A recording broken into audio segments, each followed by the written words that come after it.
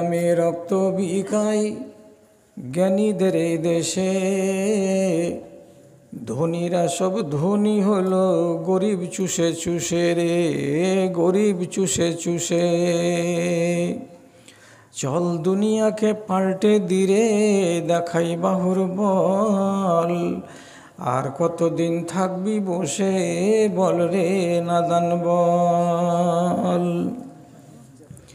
মানবতা বিলাপ করে কেঁদে কেঁদে কয়, মানুষ যারা মরে গেছে এরা মানুষ নয় রে, এরা মানুষ নয়।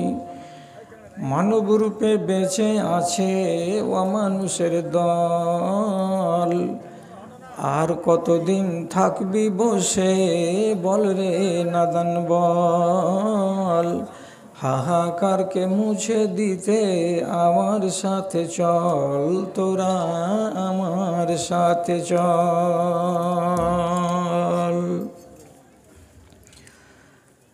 মাননীয় সভাপতি সাহেব,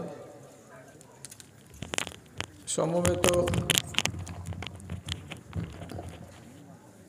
এই গ্রামের এই প্রান্ত ও প্রান্ত থেকে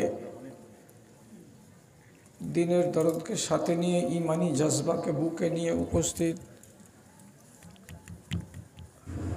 সকল শ্রেণীর আমার প্রাণের ভাই এবং বন্ধুগণ,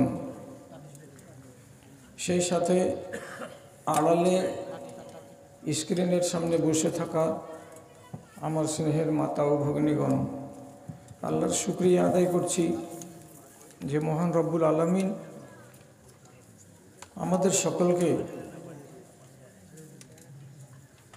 নিজেদের গ্লানি পাপ থেকে মুক্ত হয়ে নিজেকে একেবারে আপডেট করে নিয়ে ভাগ্যবান হতে পারব, তার জন্য পবিত্র রমজান বাড়িতে এনে দিয়েছেন এবং তাকে আমরা নিষ্ঠার সাথে পালন করছি।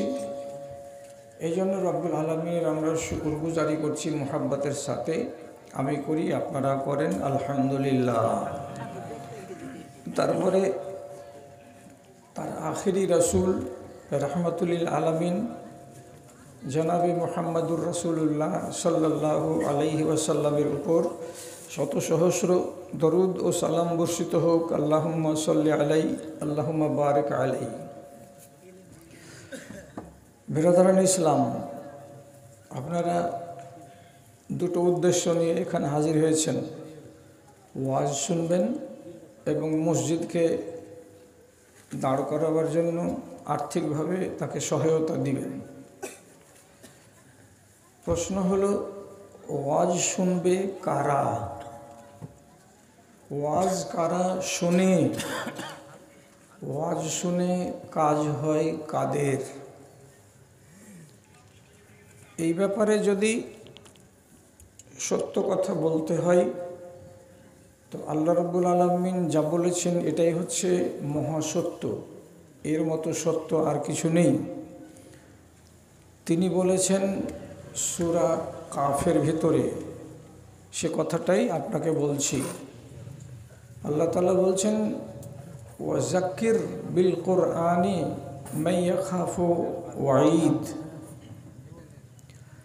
ওই লোকগুলোকে ওয়াজ শোনাও, ওই লোকগুলো ওয়াজ শুনবে যে লোকগুলো ভয়ঙ্কর পরিণাম এবং আল্লাহ রাব্বুল আলামিন দুনিয়াকে সৃষ্টি করা থেকে নিয়ে বরবাদ করা পর্যন্ত এবং আখেরাত পর্যন্ত, জান্নাত জাহান্নাম পর্যন্ত যতগুলো কঠিন কঠিন পর্যায় তিনি বয়ান করেছেন এবং আমাদেরকে খবর দিয়েছেন, সেই ভয়ানক ভয়ানক পর্যায়গুলোকে যে মানুষেরা শুনে এবং যারা এগুলোকে বিশ্বাস করে, আর শেষের বেলায় আল্লাহ রাব্বুল আলামিনের আযাবকে বলে যাদের বিশ্বাস আছে, তারা ওয়াজ শুনবে, তাদের কাজ হবে। আর যাদের এই সমস্ত কঠিন কঠিন পর্যায়গুলোকে নিয়ে কোনো বিশ্বাস নেই, ধারণা নেই, তাদের ওয়াজ শুনে কাজ হবে না। ভয়ানক পর্যায়, যেমন আপনার আর আমার জীবনে প্রথম নম্বর হলো মরণ, 2 নম্বর পর্যায় হচ্ছে কবর, 3 নম্বর পর্যায় হচ্ছে হাসরের মাঠ, 4 নম্বর পর্যায় হচ্ছে কিয়ামতের দিন শেষ ফয়সালা, আল্লাহ না করে জাহান্নাম। এগুলো যত পর্যায় আছে এর ভিতরে অনেক কঠিন কঠিন পর্যায় আছে, আপদ আছে, বিপদ আছে। এগুলোকে যারা বিশ্বাস করে তারা ওয়াজ শুনবে, তাহলে হবে তাদের সংশোধন, তাছাড়া হবে না। এবার আল্লাহ তাআলা স্পষ্ট করে কোরআন মাজিদের ভেতরে বলে দিয়েছেন, খেয়াল করুন, ছোট ছোট কথা, খুব বড় কথা নয়। আল্লাহ তাআলা এখানে বলছেন, আমাকে আপনাকে পরিষ্কার করে, আমি কি তোমাকে 2টো চোখ দিনি? জিজ্ঞাসা আল্লাহ তাআলার, আমি কি 2টো চোখ দিনি? আমি কি সুন্দর তাদেরকে জবান দিনি যে কথা বলতে পারে? এবং তারপরে আল্লাহ জিজ্ঞেস করে বলছেন, তাদের সামনে কি 2টা রাস্তাকে আমি পরিষ্কার করে দিইনি? কোন 2টো রাস্তা? এই রাস্তাতে যদি হাঁটো তো তোমাকে জান্নাত পর্যন্ত নিয়ে যাবে, এই রাস্তাটাই। এই রাস্তায় যদি হাঁটো তো তোমাকে এই রাস্তায় পৌঁছে দিবে জাহান্নামের কিনারা পর্যন্ত। তো আমি কি তোমাদেরকে এইগুলো কথা বলে দিইনি? আপনি এখন স্বীকার করবেন না করবেন না? বললো যে আমাকে কিবারে দিন বলল বলতে কোরআনের ভিতরে কোনটা রাস্তা সোজা কোনটা বাঁকা সেগুলো সংবাদ আপনাকে দেওয়া হয়েছে ওলামায়ে দ্বীনের দ্বারাই। অনেক ওয়াজ শুনেছেন, 52টা জুমার খুতবাতে ওলামায়ে দ্বীন আপনাকে সোজা পথই দেখিয়েছে, বাঁকা পথই দেখিয়েছে। তারপরে যাদের চোখ আছে, যাদের বিবেক আছে, তারা কিতাব খুলে খুলে অনেক কথা জানতে পারছে, এবং জানার পরে এই কথাটা সে বোধবুদ্ধিতে আনতে পারছে, এই কাজটা করা অন্যায়, এই কাজটা করা নেই, এটা করতে গেলে আল্লাহ রাজি হবেন, এটা করতে গেলে আল্লাহ নারাজ হবেন, এ কাজটা হলো অর্জনীয়, এ কাজটা হচ্ছে বর্জনীয়। এগুলো তো আপনি শিখতে পারছেন বিভিন্ন কিতাব পড়ে। তাহলে এতগুলো কথা আল্লাহ রাব্বুল আলামিন বলে দেওয়ার পর তারপরে একটা সাংঘাতিক কথা বলেছেন। কি সাংঘাতিক কথা? আল্লাহ তাআলা বলছেন, ফামান শাআ ফালইউমিন ওয়ামান শাআ ফালইয়াকফুর। সোজা পথকেও জেনে নিলাম, বাঁকা পথকেও জেনে নিলাম, নেওয়ার পরে কোনটা অর্জনীয় আর কোনটা বর্জনীয়, কোনটা গ্রহণ করতে হবে আর কোনটা ছেড়ে দিতে হবে, এগুলোকে যখন শিখে নিলাম, শিখে নেওয়ার পরে, জেনে নেওয়ার পরে আমি যদি সোজা পথের পথিক না হই, আমি যদি বাঁকা পথের পথিক হয়ে যাই, আমি যদি রব্বুল আলামিন যাকে অর্জন করতে বলেছেন তাকে অর্জন না করে যদি বর্জন করে দিই, আর যাকে আল্লাহ তাআলা আমাকে ছেড়ে দিতে বলেছেন, বর্জন করতে বলেছেন, তাকেই যদি আমি অর্জন করি, তাহলে পরিণামটা কি দাঁড়াবে আমার? আল্লাহ তাআলা বলছেন, সব খুলে দিয়েছি, স্পষ্ট করে দিয়েছি। দেওয়ার পরে দেখেন স্বাধীনতা, কথাটা কিন্তু ছোট লাগবে শুনতে, কিন্তু আসলে বিরাট বড় কথা। কি বলছেন আল্লাহ তাআলা? ফামান শাআ ফালইউমিন ওয়ামান শাআ ফালইয়াকফুর। এরপরে যার মনে হবে সে নিজেকে ঈমানদার বানাবে, আর এরপরে যার মন হবে সে নিজেকে বেঈমান বানাবে। ঈমানদার যদি বানাতে পারো তো তাহলে তুমি মুমিন হয়ে মরবে, তোমার কল্যাণ আছে। আর এতগুলো জানার পরেও যদি তুমি নিজেকে ঈমানদার না বানাতে পারো, মানে কুফরির দরজায় চলে যাও, তাহলে যারা বেদিন হয়ে মরবে তাদের জন্য কঠিন কঠিন খতরনাক পরিণাম অপেক্ষা করে আছে। তাহলে জানার ব্যাপারে আর একে গ্রহণ করার ব্যাপারে আল্লাহ তাআলা আপনাকে স্বাধীনতা দিয়েছেন। মানো তো ভালো, আর না মানো তো তুমি তোমার নিজের হিসাব তুমি নিজেই দিবে। এইবার আপনি বলুন, আপনি যে ওয়াজ শুনবেন আজকে, তো ওয়াজ শুনে কথাগুলোকে মানার মতো মানসিকতা নিয়ে এসেছি যে ওয়াজ শুনবো? ওই যে হ্যাঁ, ওই রকম ওয়াজ শুনবো মানার মানসিকতা নিয়ে এসেছি। তাহলে আপনাকে আমি একটা কথা বলি, নবী করিম সাল্লাল্লাহু আলাইহি সাল্লাম বলছেন যে আমাকে একদিন রাতের বেলায় দুজন লোক এলো, মানে ফেরেশতা এসে আমাকে টেনে নিয়ে গেল। যেতে যেতে যেতে যেতে আমাকে এমন একটা জায়গায় নিয়ে যাওয়া হলো। কি জায়গাতে গেলাম? রায়না সোকোবান, এরকম একটা ছিদ্র বা এরকম একটা খাল দেখতে পেলাম। কাত্তান্নুরে, যেমন চিমনির ভাটাতে উঁচা করে চিমনি খাড়ো করা থাকে, ওখানে একটা চিমনি খাড়ো করা আছে। নিচু দিকটা অনেক চওড়া আর উপর দিকটা একটু সরু কিংবা একটু কম চওড়া। ভিতর দিকে দাও দাও দাও দাও করে আগুন জ্বলছে। মাঝে মাঝে মাঝে মাঝে ওই চুল্লির মধ্য থেকে 10টা 20টা 30টা করে করে মানুষ জোড়া জোড়া হয়ে বেরিয়ে আসছে। আর যখন আগুনের তাপ বেড়ে যাচ্ছে তখন তারা বেরিয়ে আসছে। কোনখান দিয়ে? চুল্লির মাথাটা দিয়ে। কিভাবে আসছে? একটা নর এবং একটা নারী, এই একজন আর একজনকে জড়িয়ে ধরে থাকছে। তাদের শরীর একজনের আর একজনের সঙ্গে মিলে থাকছে এবং তাদের দুজনের গায়ে 1 ইঞ্চি পরিমাণে কাপড় থাকে না। দুজনই একেবারে উলঙ্গ হয়ে রয়েছে। আর এই উলঙ্গ অবস্থায় দুজন একজনকে কুলাকুলিভাবে ধরে থাকা অবস্থায় চিমনির বাহির দিকে চলে যাচ্ছে। অনেক অনেক লোক তাদেরকে দেখতে পাচ্ছে। যখন আগুনের শিখাটা কমে যাচ্ছে তখন আবার ওইখান থেকে তারা দুম করে চুল্লির মধ্যে নিচু দেশে পড়ে যাচ্ছে, যেখানে দাও দাও করে আগুন জ্বলতে আছে। সিলসিলা চলছে। আমি জিজ্ঞেস করলাম, এগুলো কে? এদেরকে এই শাস্তি কেন দেওয়া হয়েছে? তো নবীজিকে জবাব দিলেন, হাউলাই জোনাত, এ লোকগুলো হলো ব্যভিচারী এবং ব্যভিচারিণী। যারা ব্যভিচার করে পুরুষ এবং যারা ব্যভিচার করে নারী, তাদেরকে রব্বুল আলামিন এই শাস্তিটা কিয়ামতের দিন দিবেন বলে ধার্য করা আছে। সে কথাটা নবীজিকে আমাদের জন্য আজ 1450 বছর আগে আল্লাহ রব্বুল আলামিন স্বপ্নের মাধ্যমে দেখিয়ে দিলেন। এবার বলি, যদি এই শাস্তিটাকে আপনি বিশ্বাস করেন তো কোরআনের কথা, যারা আল্লাহর শাস্তিকে বলে ভয় করে এবং ভয়ানক পর্যায়গুলোকে বলে বিশ্বাস রাখে, তারা ওয়াজ শুনবে। আমরা যদি এটাকে বিশ্বাস করি, নর এবং নারী, তাহলে কি আমাদের দেশে ব্যভিচার হবে? হবে না। তো হচ্ছে কেন? হচ্ছে কেন? দুটো কারণ। হয় আমরা জানি না, আর না হয় আমরা জানি কিন্তু মানি না। কোনটা জবাব হবে আপনি ঠিক করেন। পৃথিবীর কোনটা বেটা ছেলে জানে না যে ব্যভিচার করা হারাম? পৃথিবীর কোনটা মেয়ে ছেলে জানে না যে ব্যভিচার করা হারাম? সবাই জানে। তারপরেও ব্যভিচার রকমারিভাবে দুনিয়াতে চলছে।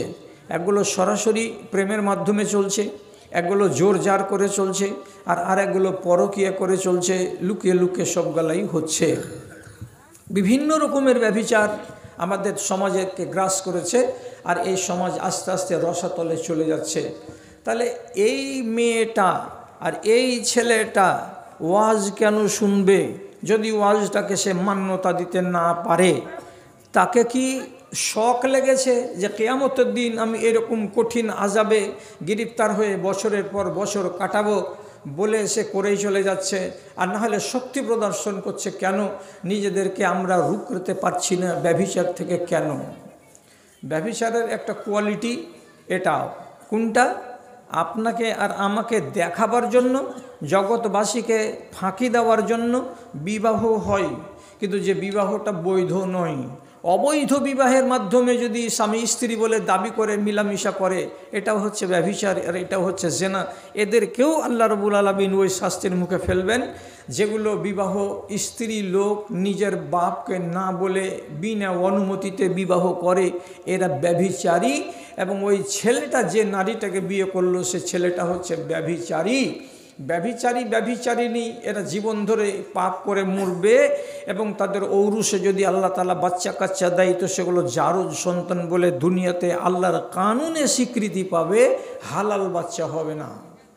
তাহলে এতগুলো কথাকে জানার পর আমি যদি বলি, আমার মায়েরা আর আমাদের মেয়েরা তোমরা এই পাপের কাজে যাবে কেন?